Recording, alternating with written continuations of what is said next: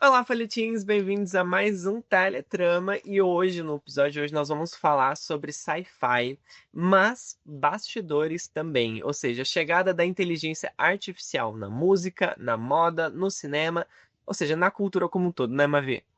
É isso aí, para começar, vamos falar sobre dois músicos que estão dando o que falar. A cantora Shania Monet e o criador I'm Oliver. Você sabe quem são? Se não, não tem problema, que nós vamos esmiuçar todo esse rolê e explicar onde é que a inteligência artificial entra.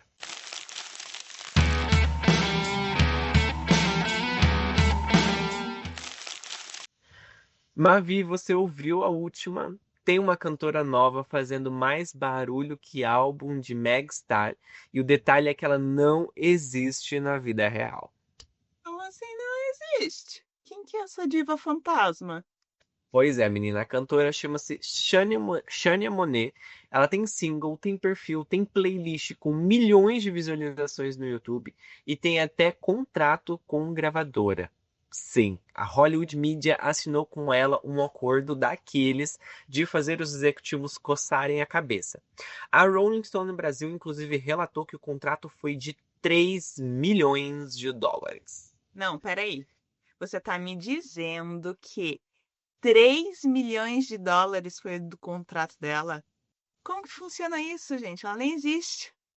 Pois é, nesse momento que nós, artistas independentes, a gente senta e chora. A gente entra em depressão, vendo uma IA recebendo 3 milhões, mas enfim. O contrato que eles assinaram é um conjunto de voz, arranjo e identidade. Tudo bem que a voz dela foi gerada, né, por IA, como a gente já falou. Mas a letra, a composição da música tem dedo humano. Então a criadora da mais nova cantora é a Trisha Jones. Ela idealizou a parte musical e utilizou a inteligência artificial para dar vida à sua imaginação. Ou seja, os timbres, as melodias, enfim, o tal da voz que você ouve nos fones foi toda sintetizada por algoritmo. Então, pelo visto, essa cantora faz tudo. Tem uma voz divina, afinação perfeita, menos aquela lista enorme de exigências para o camarim, né? A não ser, é claro, uma internet de ponta e conexão com o servidor nuvem. E olha que isso precisa ser bom, viu? Para poder gerar uma IA de qualidade, tem que ter uma internet. Não dá para ser qualquer essa internet Não, não, não. banca que a gente tem aqui no Brasil, não. Não. E outro personagem também nessa novela toda é o I'm Oliver. Ele é humano, não é avatar, mas trabalha com a mesma mágica. Escreve os comandos, manda para a plataforma. Suno é um dos nomes por trás dessas ferramentas e a máquina devolve a faixa pronta. A gravadora assinou os dois, o Avatar que é artista e o Human Hacker do som. Bem, então, resumindo, a gravadora apostou em uma voz que mora num servidor e em um humano que virou um maestro de máquina. E claro, tudo isso virou uma grande marmelada, né? Nas redes sociais tem gente amando, tem gente achando absurdo, artistas reais completamente indignados. A Cisa, ela tá indignada e eu espero que isso gere mais um novo álbum, porque pelo menos, né, gente, artista indignado gera música boa. Então, porque estão sentindo que eles estão pisando numa areia movediça agora. Uhum, exatamente. Eu mesmo sou um, assim, acho ridículo, é um absurdo completamente. Não é à toa que Hollywood parou por quase 6 meses, mais até no ano retrasado, por conta disso, né? Por conta de, foi ano retrasado ou ano passado, agora não lembro, foi retrasado, que O teve a tempo. greve. O tempo é uma concepção. Já que a gente tá nesse universo, né, de inteligência artificial, são. Ó, mas abrindo parênteses, inclusive, esses dias eu estava conversando com um professor de tecnologia da informação e ele trouxe um conceito que alugou um triplex na minha cabeça. A inteligência artificial não é tão artificial assim. Exato. E Porque ela por conta. precisa do ser humano. É. E por conta disso, eu não sei onde eu fico aí nesse. Tá, é permitido, não é permitido, é legal, não é legal, porque eu vejo muito como uma ferramenta. E eu acho que quem não souber usar a ferramenta não vai saber fazer um bom trabalho, não vai conseguir expor ali, porque é isso. Bom, mas a gente tá se adiantando. Sorry. Bom, vamos voltar aqui então pra discussão. Então, imagina a seguinte cena: um produtor chama lá pessoal pra reunião. Ele fala, traz lá o cantor, o produtor, o backing vocal, enfim. E o estúdio responde, bom, tá tudo certo, tá lá no Drive. Eu acho que é o sonho do departamento financeiro, que economiza sei quanto, até pra deslocamento, translado da equipe, etc, hotel. Mas também o pesadelo do pessoal do jurídico, né? O Nossa. pessoal do jurídico trabalhando igual um condenado. Uhum, até porque não tem legislação muito clara, né? Então deve ficar se descabelando. Eles não devem dormir à noite com medo do que pode vir e daí acabar destruir tudo, né? O que o financeiro tá ali, ó, contando. Então vamos resumir o babado de hoje. 1. Monet, artista IA, contrato milionário. 2. I'm Oliver, humano, mas também utiliza IA. Contrato também. Provavelmente milionário. Esse aí a gente não foi atrás para ver. Plataforma usada por enquanto, Sono. Reação do público do uau ao isso é injusto. E a pergunta que não quer calar é: quando a gente ouvir uma música e descobrir que a voz é uma IA, a gente vai se sentir enganado, fascinado, ou vai só adaptar nosso coração pro novo pop do século XXI? Olha, sinceramente, eu não sei onde está o meu coraçãozinho em relação a tudo isso, se que, quiçá os dos nossos ouvintes, mas se uma coisa assim, ó, que fomos atrás para ver e explicar e que saberei dizer é como essas vozes são criadas. Será que tá valendo? Claro que vale, super vale. Então vamos lá. Como que funciona? Primeiro passo. Vou aqui explicar em 4 passos simples. É como se fosse a biblioteca. Pensa numa estante gigante com milhares, às vezes milhões, de gravações, músicas, linhas vocais e entrevistas. A IA lê, ou melhor, escuta todo esse acervo e aprende os padrões. É como quando você ouve tanta música que começa a identificar o jeitinho exato de cantar de cada estilo, de cada cantor. Só que o computador faz isso numa escala industrial. Ou seja, se a gente parar pra pensar, ele é um stalker musical, só que do bem ele, né? Ele estuda todo mundo pra saber como cantar sem precisar dormir. Isso mesmo. E depois de ouvir tudo isso, ele vai para o passo 2, o mapa da voz, ou a modelagem, os embeddings. O que que faz nesse momento? O modelo cria um mapa mesmo, um conjunto de números que representam as características de cada voz, o timbre, o ataque, vibrato, coisas sutis de cada um desses sons. A gente chama isso de embedding, que é como se fosse um retrato digital que resume como soa aquela voz. Ou seja, tipo um RG ali, só que vocal. É um resumo numérico para identificar a personalidade sonora. Muito bem, muito bem.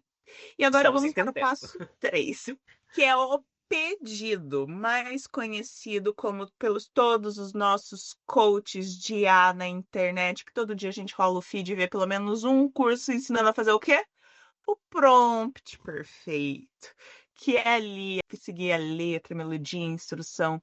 Aqui é onde entra a parte criativa humana, que a gente citou ali um pouco antes. O bichinho humano vai lá, escreve a letra, descreve o tom, voz suave, meio grave, com emoção X, ou manda uma melodia. Então, essa receitinha do bolo, esse comando é o prompt, a instrução que diz para a inteligência artificial o que ela deve fazer. Quem domina muito bem esse prompt consegue resultados mais interessantes, que é onde o I'm Oliver vira artista. Ele fala com a máquina, ele se diz um hacker, um maestro ali da máquina. Ele é tipo aquele produtor que sabe pedir aqueles cafés personalizados do jeitinho certo. Me traz um timbre com um pouco de raspe, mas doce.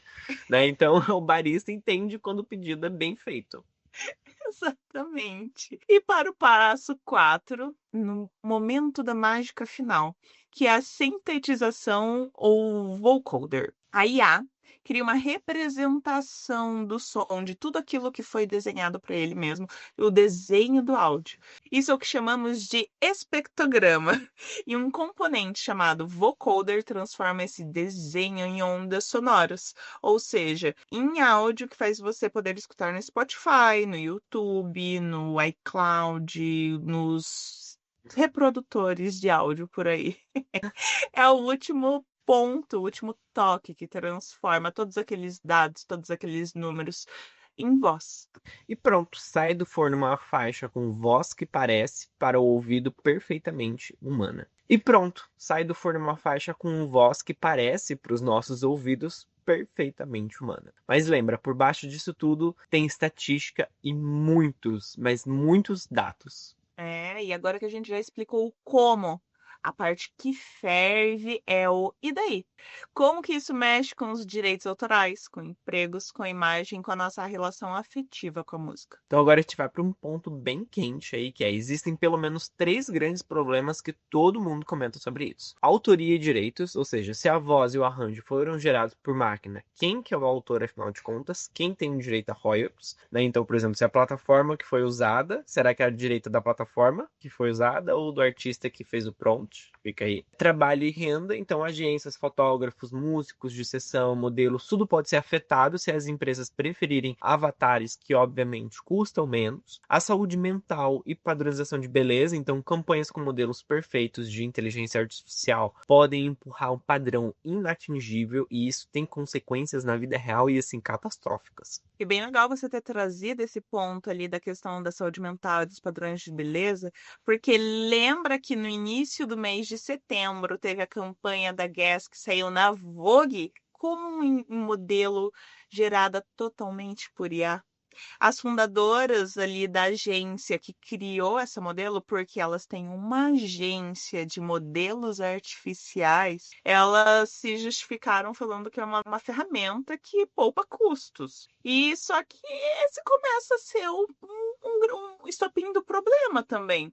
Porque ao mesmo tempo que elas utilizam, a gente começou a criar modelos para ilustrar as nossas marcas, porque a gente não tinha dinheiro para pagar modelos reais, as ativistas vêm e dizem, cara, mas isso é perigoso, isso é preguiçoso e pode apagar uma gama de diversidade que tanto foi lutado para se conquistar. Porque quando a gente olha para ver as modelos de IA criadas por elas não são diversas, são aqueles corpos desenhados. E é isso, eu nem vou falar no imaginário porque eles são desenhados, eles não são reais. E uma justificativa delas enquanto a isso era que elas diziam que os corpos diversos não vendem, então elas só apostam nesse. Só que não vendem ou elas estão mantendo uma imagem ali e apenas focando nesse nicho e, né, vai se propagando essa imagem. E além todo esse debate que é super problemático, assim, que é muito importante da gente trazer à tona, também é uma falta de rotulagem clara, né? Por exemplo, a HS colocou um aviso muito pequeno, então, mas muita gente diz que não é o suficiente.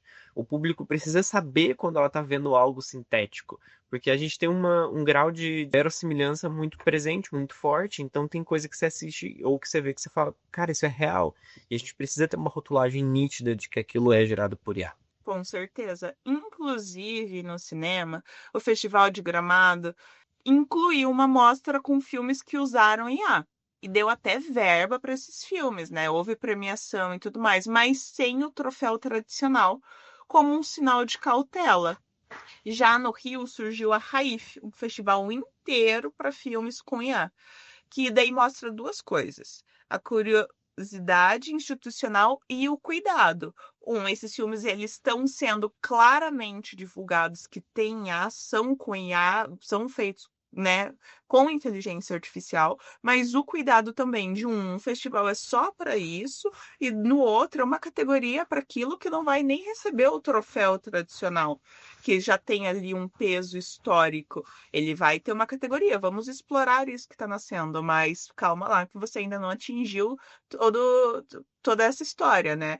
Respeite os calos das pessoas que percorreram todo o percurso até Sim. agora. E tem também o MoMA e o projeto Unsupervised do Refik Anadol. Lá, o museu autorizou o uso do seu acervo para treinar a IA. Resultado, uma instalação enorme que parecia um sonho da máquina.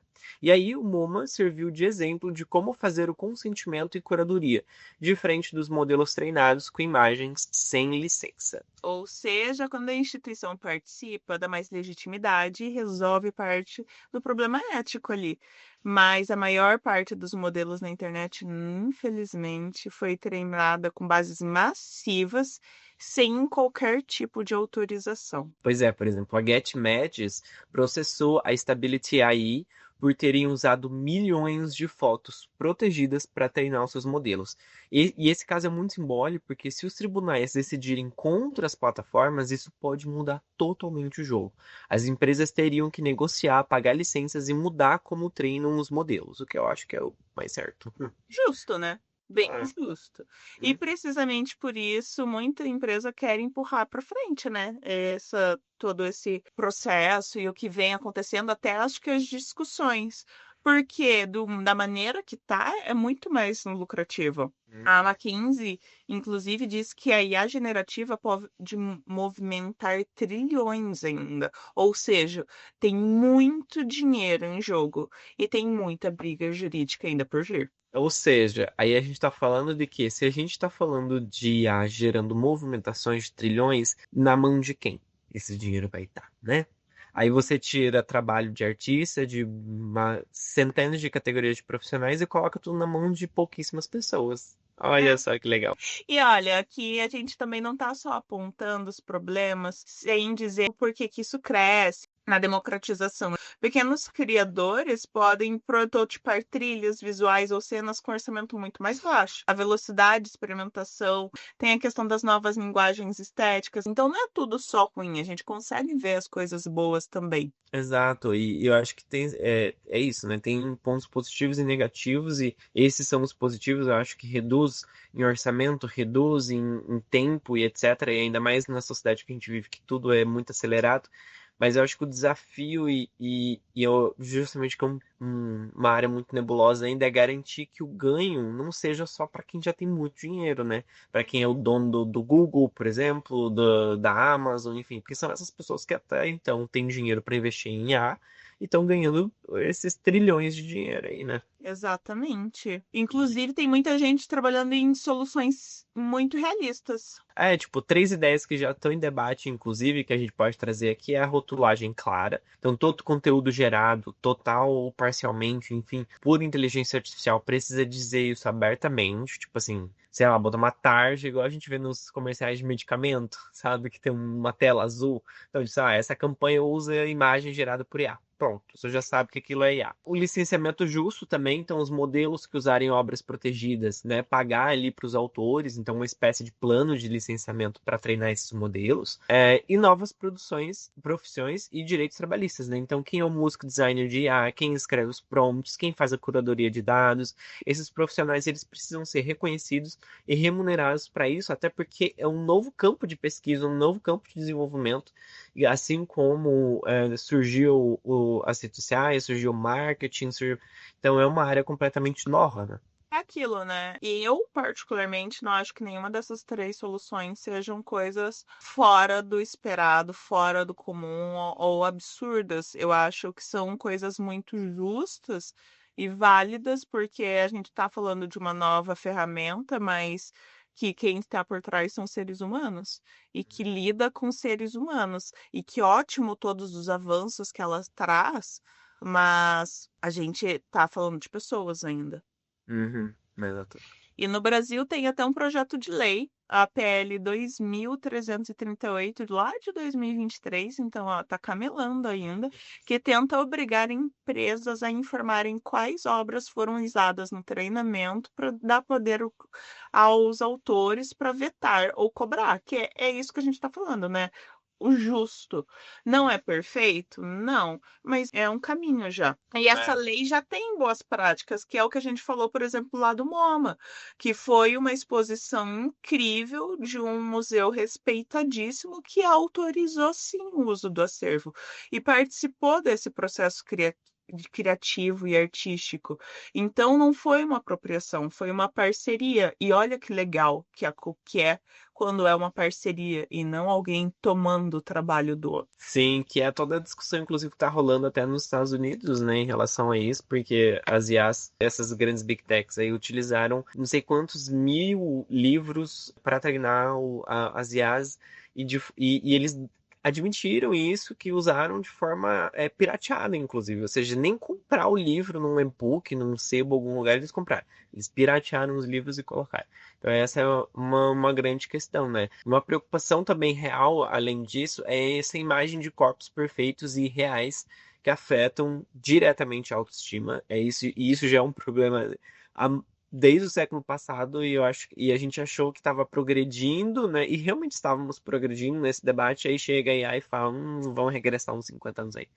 É, por que não? Então, os profissionais, né, da área da saúde falam disso diretamente e reiteradamente. Essa exposição contínua, né, a corpos impossíveis pode aumentar o risco de transtornos alimentares e problemas de imagem, né? Então, é muito sério isso. E eu acho que isso a gente pode olhar até nos dados do quantas as pessoas estão buscando cada vez mais procedimentos estéticos sem precisar.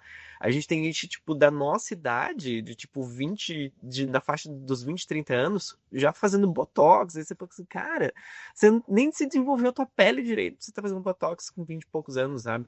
É realmente uma coisa preocupante, porque, ai, pode ser que venha alguém e fale, ai, mas a pessoa sabe que ali é um desenho, é inventado por alguém.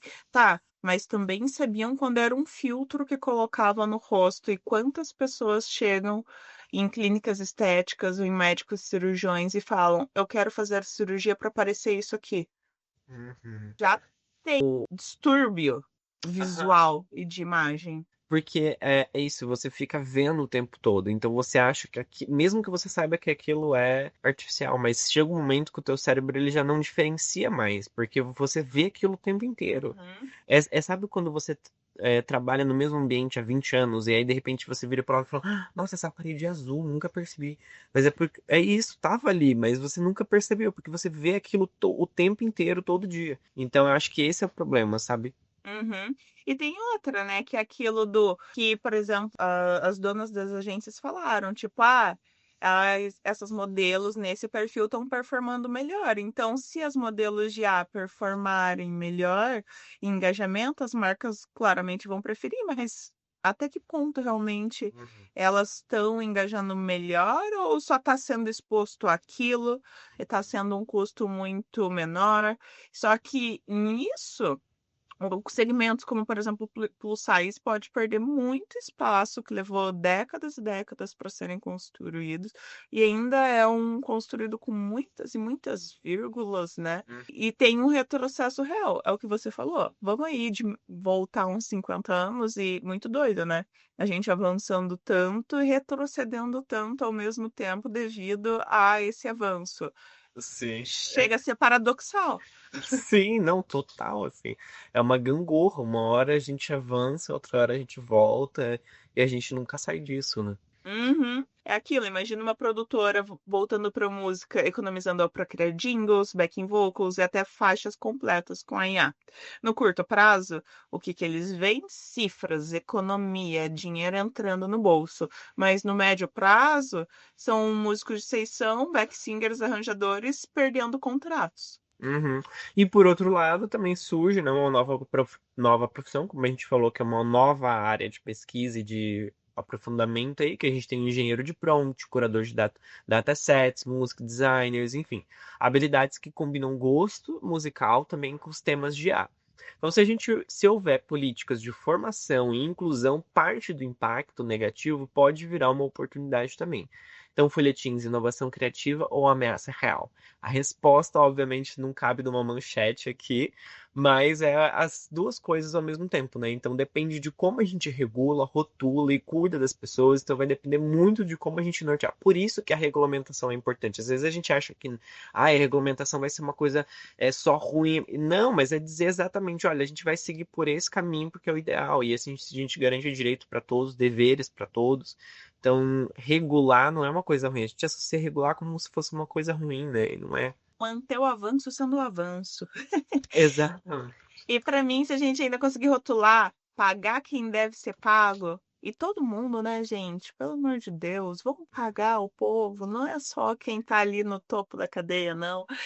Vamos dar valores justos para todos os profissionais também, educar os profissionais e criar espaços para experimentação com consentimento, por favor, tipo o MoMA fez, a tecnologia vira aliada. Ninguém aqui está colocando tecnologia e avanço como vilão. Exato. E eu acho bem importante até trazer isso, porque no meio da literatura, vira e mexe, principalmente no Threads, tem uma galera que cria literalmente uma thread, né? Falando sobre isso, que ai, porque escritores que usam IA em qualquer etapa do processo não devem ser chamados de escritores. E eu fico assim, gente, tem que saber usar o rolê, sabe? Tipo, por exemplo, eu utilizo como uma aliada quando eu preciso. Então, às vezes, você tá no auge da escrita ali, pá, pá, pá, pá.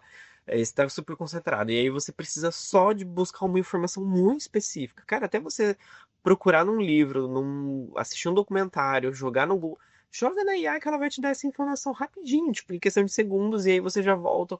Então, eu acho que como aliada ali, né? Mas enfim, é um grande debate, porque eu acho que é isso, utilizar a tecnologia como aliada. E na literatura, principalmente, que é o meu lugar de fala, quando a gente teve o boom do computador, a gente passou por isso, porque antigamente a gente utilizava escrever, tanto é que mesmo vivendo numa época de computador, os meus primeiros livros eu escrevia à mão, no caderno, e tinha que digitar para mandar para editora. E hoje a gente já faz direto no computador, então foi um processo da gente utilizar a tecnologia como IA, né? Como IA, como aliada, né? Então eu acho que tá nesse campo também. Eu acho que é isso. A tecnologia, ela é um grande espelho da nossa sociedade, do que vem. Ela apenas reflete um padrão que é do ser humano e que se é problemático é porque já era problemático. Então vem ali da atitude das pessoas saberem utilizar, e como você está falando, saberem como regulamentar. E quando a gente coloca ali a amplificação, um espelho para esses problemas, é como se a gente estivesse colocando espelho contra a luz, sabe? Ele é amplificado de uma maneira absurda, pode fazer até pegar fogo. Olha só. Já uso até a física aí. Bom, e agora a gente vai pro nosso quadro, o Rebobina. Aqui a gente pega o tema do episódio, coloca no liquidificador com um pouquinho de tempero, mexe, mexe, mexe, mexe, e tira o que é uma obra para a gente revisitar. Pode Olha ser um só. livro, uma música, um filme, algo que nos ajude a olhar a cultura com outros olhos. Isso é muito legal, porque a gente traz todo um debate, daí depois a gente já traz uma obra cultural. Cara, olha, incrível isso. Quem Mas enfim, inventou isso aqui merece um parabéns. Parabéns, Igor. parabéns, Bavi, né? Foi nós dois. Bom, mas vai lá, Mapi. Qual a sua indicação de hoje? Eu vou indicar o livro que é uma obra-prima do sci-fi que criou todas as leis das inteligência artificial, dos robôs que são aplicadas até hoje nos filmes, nos livros, que é Eu, Robô, do Isaac Asimov. E não confunda com o filme Eu, Robô, com Will Smith, que é incrível, mas, gente, não é a mesma coisa. Esse que eu tô falando é um livro que é um clássico, mesmo sendo um conjunto de contos escritos lá atrás, nossa, mas lá atrás mesmo, ele funciona como uma espécie de caixa de ferramentas para pensar o que a gente vive e está debatendo hoje. Então, é tipo, é o que a gente sempre vê na literatura, né? A magia da literatura, de livros clássicos, antigos, que são tão atuais. E ele debate sobre autoria, responsabilidade, regras de ética, que eu acho que essa foi a palavra do episódio de hoje, e o Sim. convívio entre humanos e máquinas. O livro apresenta histórias curtas sobre robôs que obedecem e às vezes driblam as famosas três leis da robótica, criada por Isaac Asimov. Essas leis são um jeito ficcional de colocar na mesa exatamente as perguntas que a gente discutiu aqui hoje no episódio. Quem manda, quem responde por uma ação e até onde a máquina pode decidir por conta própria. E o que é mais legal é que o Asimov não só imagina, né, essas tecnologias, ele realmente explora as consequências sociais e morais delas, como o mercado reage, como o público se relaciona com o não humano e quais dilemas surgem quando a tecnologia começa a fazer o trabalho que antes era do humano. Estão vendo algumas relações por aqui, galera? Não é? Para quem ouviu nossa conversa hoje sobre a Shane Monet e I'm Oliver, ler ou reler Eu, Robô é ótimo, porque dá contexto, não é sobre apenas criar uma voz. É sobre os efeitos dessa criação na convivência, na confiança e nas regras que a sociedade precisa ter. Olha só, eu não sabia dessa obra, eu já vou selecionar, até porque, né, tô nesse momento de viver ficção científica, então já vou colocar na minha lista. Coloque, eu sei que ela não está nas obras soberanas, mas ela está num contexto global nas obras soberanas. Arrasou, é isso aí. E você, Igor? Eu indiquei a minha, você já anotou, agora eu quero saber o que que eu vou colocar na minha lista de indicações. Então, essa é uma indicação até que a gente já conversou uma vez, há muito tempo. Eu mudei enquanto estava falando, inclusive. Que eu vou recomendar uma obra que eu não terminei de ler ainda. Eu estou nesse processo, mas eu já estou no finalzinho. Eu acho muito legal, porque traz um debate ético muito gigante, assim, que é Michael Seven, do Edward Ashton. Ele foi adaptado para o cinema com o Robert Pattinson Esse no eu meio. assisti. Não li, eu É, assisti esse. que se não me engano é Michael 17, aqui o nome do filme. Mas a ideia é que hoje a dicção tá difícil. Colonizador espacial Michael Barnes, também conhecido como Michael Seven, tenta sobreviver em uma cabeça de praia recém-estabelecida em um mundo alienígena. O trabalho para o qual ele se alistou, ainda que relutante, é ser um descartável, assumindo as tarefas mais perigosas necessárias para a missão de colonização do mundo gelado de Nilfheim. Quando o Michael morre, outro é clonado em seu lugar. E isso que é muito legal, porque ele traz exatamente essa questão do debate ético e filosófico sobre substituição das pessoas e superficialidade das relações, enfim. Só que ele é clonado, mas ele mantém as suas memórias. Mas Babado. fazer isso é um alto custo para a colônia. E aí as suas dificuldades aumentam à medida que os recursos também se tornam escassos, enfim. E o grande plot, assim, que faz com que a história ande e tal, né, o que a gente chama de incidente incitante ali, né, o que vai acontecer, é o fato de que quando ele é clonado para subir de Michael 7 para 8, o Seven não necessariamente morreu. E aí ele fica assim, tá, e agora? Eu vou ter que me matar ao mesmo tempo? Quem sou eu? E aí ele entra todo nessa grande questão filosófica. Então é um livro muito bom. Eu tenho alguns problemas de escrita com esse autor, mas a narrativa é muito boa. Não é porque assim, né, é escritor, daí você fica reparando umas coisas às vezes que não precisava, mas é automático. Mas é muito bom, eu super recomendo esse livro, principalmente sobre esse debate de superficialidade de relações, superficialidade dos temas que a gente traz para a sociedade. Enfim, eu acho que tem tudo a ver com o que a gente tá falando aqui. Já anota aí, pô. Eu amei, porque eu vi o filme e eu adorei o filme. Eu não tava esperando tanto. E eu gostei muito, me deixou muito pensativa, então eu imagino o livro. Eu não li o livro ainda, não assisti o filme ainda, justamente porque eu tô terminando o livro. E descobri recentemente que tem continuação, inclusive, eu não sabia. Tem uma continuação do Michael Seven, então tá aí. Gostei, anotei. Excelente dica. E agora vem esse lado afetivo, o momento que a gente compartilha nossas memórias ligadas ao tema. E como hoje a gente está falando de inteligência artificial e cultura, eu começo te perguntando, Igor, qual que é a sua lembrança cultural de hoje? Eu vou falar sobre um filme que foi muito hypado. E eu entendo por que que ele teve um hype, porque embora ele tenha um roteiro muito parecido com 007, ele é muito bom. Que é o filme Lucy, né? Que foi, nossa, foi um blockbuster gigante, né? E que daí, no final, ela se transforma num pendrive. E aí eu acho as pessoas não precisam de pendrive. Mas eu acho que é muito bom. Porque foi o primeiro filme que eu acho que, pra mim, trouxe esse debate da questão de inteligência artificial com o ser humano de uma forma tão lúcida, com que não fugiu, não ficou tanto no campo imagético, sabe? O que eu quero dizer, por exemplo, Alien, eu sei que tem lá os robozinhos lá que são super parecidos com seres humanos e tal.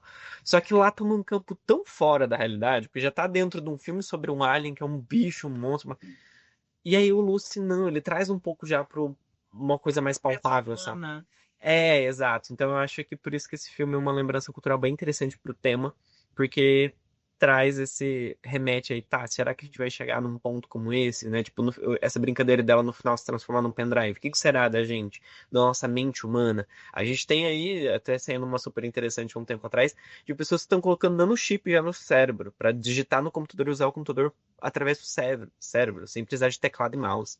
Então, tipo assim, olha o nível que a gente tá chegando, sabe? Então a gente vai virar uma Black Lucy? Mirror, né? Nossa, total, total. É, Pois é, gostei. Vou até rebobinar essa sua lembrança cultural, porque eu acho que assistindo ela hoje em dia, ela vai ter um peso muito diferente de quando ela lançou. Porque, por exemplo, ela vira um pendrive e depois se fragmenta em nuvem. Naquela época era algo tão abstrato tudo isso, era tão difícil essas concepções. Ele uhum. estava saindo do disquete, brincadeira. A Isa forçou, né? Não, forcei um pouquinho, mas ainda assim, eu acho que o conceito de nuvem era tudo muito abstrato e ela realmente traz. Ai, gostei da sua lembrança cultural. Esse filme tem acho que de 11, 12 anos, então pensa, a gente não falava de IA como a gente fala hoje em dia. Uhum. Bom, gostei. Falando sobre a, como a gente não falava hoje, eu vou para minha lembrança cultural, que, olha. A gente conversou antes, você já falou que não conhece esse filme, mas ele me devastou e devasta até hoje. E eu acho que ele devastou uma geração, mas é isso que esse ator faz, que é o IA, inteligência artificial. E para quem aqui não está lembrado, eu vou contextualizar o meu co-apresentador aqui, que é um robozinho, e vai ter spoiler, gente. Mas esse filme é de 2001. Peraí, é do Steven Spielberg? Acho que é. Da criança do Eu Vejo Mortos. Eu sei que filme que é esse. Lógico que você sabe. Eu não peguei a Esse- referência do nome, menina. Eu sei gente, qual que é. esse filme devastou uma geração. Mas então, recontextualizando aqui os nossos ouvintes. É um robozinho que é adotado por uma família. Aí a família, coisas acontecem na vida, abandonam um robozinho ali largado na floresta. Só que o robozinho ele foi programado para amar aquela mãe, para ver como a família. E daí ele começa a jornada dele, tal qual procurando Nemo, só que procurando minha mãe. Gente, o robô, ele passa por poucas e boas. Os robôs derretem, tem luta livre de robô, ninguém vê robô como humano. Só que tem a feição de um humano.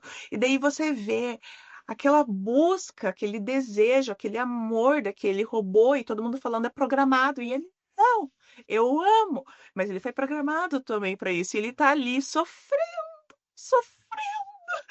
pedindo pela fada, fada azul. Que o único desejo dele é ele um dia ser um menino humano pra estar ali vivendo com a mãe e ele recebe isso. E, gente, esse filme me despedaçou. E quando tinha em 2001, eu tinha o quê? 4 anos de idade. Eu via aquilo lá, eu falava, ficava tipo, nossa, isso é muito ficção científica. Isso é um absurdo, imagina, nunca vai acontecer, não consigo Projeto. ver isso, projetar isso em algum momento da minha vida. Mas me devastou, porque, né, eu tava vendo ali. Agora, hoje em dia, se você me falar, ah, eu criei esse boneco e ele tem a aparência perfeita de um humano e eu dei uma personalidade pra ele, eu programei ele pra te amar, eu não acharia absurdo. Eu consigo imaginar isso acontecendo. Então é muito doido ver que um filme que abalou uma geração. Não abalou só a mim, abalou uma geração. Eu chorei junto com aquele robozinho. Muitas vezes, inclusive se colocar hoje de novo, eu choro de novo. E só que hoje vai ser muito mais palpável. Então, é um filme que envelheceu muito bem. Porque ele, Steven Spielberg, né, meu bem? é, ele envelheceu ali, tipo, on point, tipo, Uhum. mirou certeiro. Nossa, eu quero muito reassistir, ó, pra já fica a recomendação para os nossos ouvintes. Tem disponível na Paramount Plus e na Amazon Prime para alugar. Então, quem quiser ir reassistir esse filme, Vamos fazer uma maratoninha? vamos A gente fazer. faz um clube do livro, maratona, a gente A troca. gente já tem Xuxa para assistir, que a gente já falou que foi no episódio passado. Agora IA, Lucy. E voltar pra Avenida Brasil, que eu sei que você voltou a assistir. Sim, eu voltei a assistir depois que a gente falou no. Cara, é muito bom. Enfim. Ai, gente, falem pra gente, vocês também voltam a assistir assim conforme a gente vai falando? Porque nós claramente amamos e aproveitamos esse episódio. Aham. Bom, e assim a gente chega ao fim de mais um Teletrama. Hoje a gente viajou por contratos milionários com cantores que não existem, modelos digitais na página da Vogue, mas tadinha da Vogue, né? Ela tá De ali, nada. tá modelando a Guess. Não, eu vou pôr a Guess, ela que é a culpada inicial. A Vogue também aceitou, uai. É, isso é verdade. E até festivais de cinema com IA. Ou seja, o papo foi intenso, a gente mergulhou em vários debates sobre isso, mas o mais legal é que dá para sair daqui com novas perguntas. E é isso que a cultura faz, né? A gente cutuca, provoca, reflete, critica, pensa, tudo isso junto. E aí a gente até se arrepende, que a gente pode fazer isso também. Sim. Então, se gostou, segue a gente nas redes sociais, fica sempre por dentro de tudo que está acontecendo. Inclusive, no Folhetim Cultural, a gente tem uma matéria incrível falando de vários desses casos que a gente trouxe aqui. Tá sempre atualizado com o que está acontecendo, com as notícias culturais no momento. E lembrando que eu lembrei agora, né? O cacoete aí. A revista de janeiro desse ano foi sobre inteligência artificial e essa edição ela está disponível gratuita para todos os leitores, ela não está fechada para os apoiadores. Então quem quiser é só voltar lá na página do Folhetim Revista Digital, tem lá. É uma capa azul com um robô na capa, assim. Vocês vão adorar, porque fui eu e a Mavi que fizemos a matéria de capa e ficou lindíssimo e vocês vão poder ver como a inteligência artificial já estava no centro do debate. É isso.